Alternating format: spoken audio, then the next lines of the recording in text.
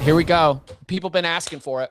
Let's go. They've been asking for it all show long. We can't let them wait any longer. Big game breakdown. James Madison headed out to Eugene to take on the Oregon Ducks. I think a lot of legitimately interesting questions for Oregon in terms of who's out there, which probably also includes do you need to rush them out there? And then also for JMU, the conversation is like, what has to happen for this to get a little bit uncomfortable for the Ducks? Like Tom, how do you put that together? Let's do that second part first. How do you put together something for JMU that can at least can inspire a little bit of confidence? Because as we referenced on Selection Day and have a lot since then, there was that Liberty game, and Dan Lanning's Ducks made very, very quick work of the Flames and let everyone know today was not going to be the day that the Ducks get upset. So what needs to happen for James Madison other than not what happened to Liberty? Well, what James Madison does best and what James Madison tries to do on offense is run the football. Mm-hmm. And they've been very effective at it. That's their bread and butter. Northwestern, Penn State, Wisconsin, Iowa, and Washington have all been able to run the ball effectively against Oregon. Particularly Oregon's worst rush defense performance was in their last game against Washington. Like, if James Madison can figure out ways to keep the ball on the ground and move the ball against this defense, I don't think that means they can win, but I think they can make it far more uncomfortable than Oregon might want. And even going back to last year, remember Georgia Southern and Boise State, what did they do to Oregon? They ran the ball all over them. So there has been examples of these, smaller schools running the ball on this Ducks defense. So I think that is going to be the primary factor for James Madison in trying to find an avenue to compete. Also, we have to consider, like a lot of other schools, I mean, obviously James Madison's dealing with changeover of its own, but Oregon's losing both of its coordinators who have probably been spending some time getting ready for their new gigs at Kentucky and Cal. So how has that impacted their ability to prepare for this game? Will that lead to some mistakes, just like little slip-ups that you might ignore and not thought of? So I think that has to happen. And then the other side, you talked about the Liberty game. That Liberty team was a throwing team that had a terrible defense. James Madison, we can point out their strength of schedule all we want, and there's plenty of signal to it. But the fact of the matter is, if you look statistically, this is the best defense playing this weekend. They're better than Oklahoma in a lot of stats. So, can they hold up? And it's like you want to immediately dismiss these guys because they're James Madison, but Indiana's entire defensive front is made up of James Madison players. They didn't seem to struggle too much when they went to the Big Ten. So I do think that maybe they will be somewhat – I don't think James Madison is going to win, but a fun prop bet to place would be who loses by more, James Madison or Tulane. I would bet on Tulane to lose by more than I would James Madison, just because I don't think this matchup is awful for the Dukes, and I haven't even mentioned all of Oregon's injuries yet. Mm-hmm. Yeah, I think a lot of that is spot on, Tom. And it also plays in the question of pace. Mm-hmm. Like, if you're Oregon, how fast do you play this game? Not very. Like, you've got a big matchup coming up after this game, right? And I don't think you're holding everything back because you got to win the ball game. And I don't think you want to get in a situation where it's tight going into the fourth quarter necessarily, because that's a pain in the ass to deal with. But I do think it would make sense to not show it as much in terms of pace, right? Hey, we like our offensive line. We've run the ball against better bodies than what JMU has, just fine.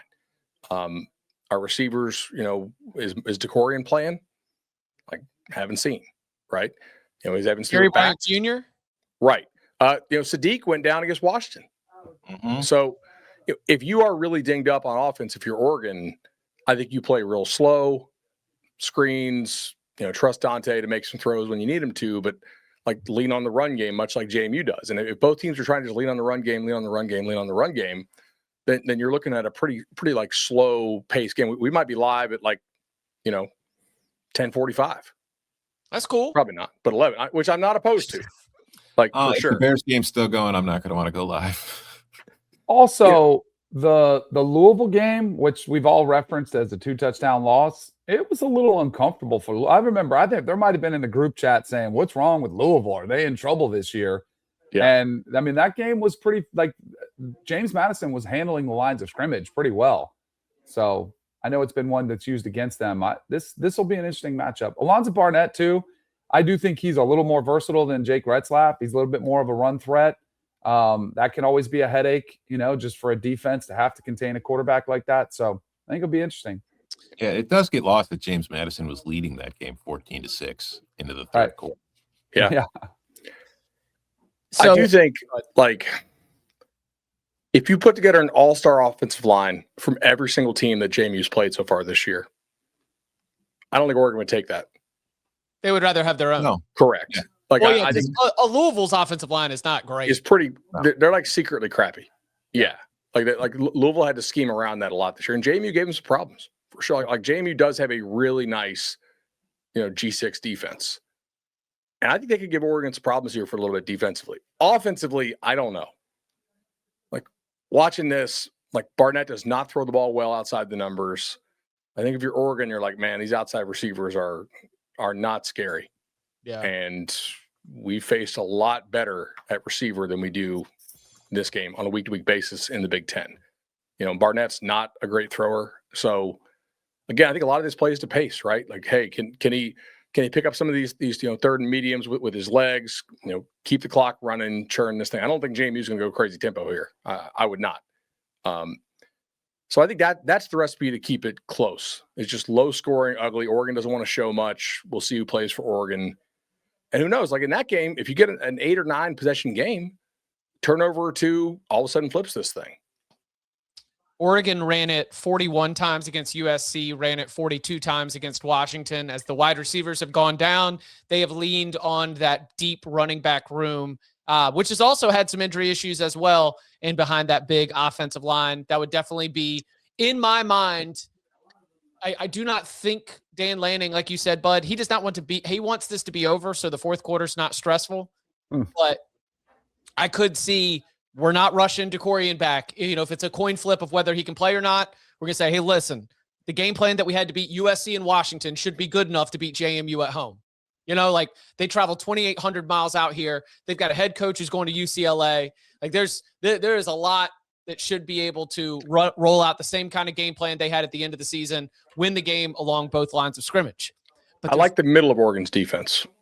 The backers and Dillon at safety. I think those are really important pieces here because we know JMU just does not. They don't throw the ball outside very well. So if you're Oregon, I think it's hey, we're going to make you prove you can beat us on the outside. But we like the whole line, end to end. Yeah. Yeah. Okay. Agreed. This was an interesting note. And this is the great signal noise thought because of the source. So Kenyon Barner, I was breaking down this game with the former Oregon running back, and he said, this team, little bit slow to start out of off weeks. And I went back and I looked at it and I was like, okay, so they had an off week before Indiana, which is obviously not the Ducks' best performance, but it was Indiana. They had an off week before Iowa, but it was Iowa, a team that I think is pretty good. Also the conditions. So given obviously the source there, Kenyon Barner making a note, and the results certainly, suggest that might be something to take away, but so did the opponents. You think there's something to that? Oregon being a little slow start out of a layoff? I think the opponents had a lot to do with it more than anything. Also, I would say sample set. Mm-hmm. Yeah. Do we have a big enough sample set of landing off the layoff to definitively say he's not good with extra time? I would doubt that. Yeah, so UCLA was the example from last season where they jumped out to a 28-10 lead and just kind of sat on it the rest of the way. Before that, they did have a layoff going into the Washington game, but that Washington game was the Michael Penix Bo Nix game, which was what? You go for it on the fourth down instead of kicking the field goal. Penix has that unbelievable touchdown right at the end of the game. That was a coin flip classic. Both teams looked very prepared. So maybe it's more of a vibes related thought where it just feels like just takes a little bit to get the juices flowing. And I will say, undoubtedly, Indiana punched first in the loss in Autzen earlier this season.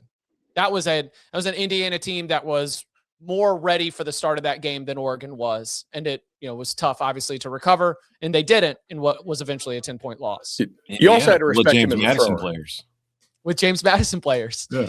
If James Madison wins, this is going to be like some real curse of JMU for Oregon.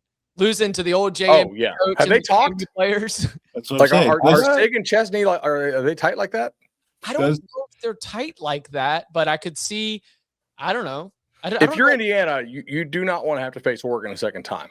So if I'm Sig, I'm talking to Bob. You're giving them the whole game plan. No doubt. Everything. Does Dan Lanning have a James Madison problem? I would say like one of the real key differences is that Indiana has the Heisman Trophy winner at quarterback, and JMU is a guy who's not gonna play professional football as a quarterback. Right. That man looks like he could win a Grey Cup though. Dude, yeah. And I do not say, I'm not saying that disparagingly. It takes a certain skill set to be able to find great success at that level. A purple and gold problem. Ooh, with Washington in there too. Yeah. That's good stuff. All right.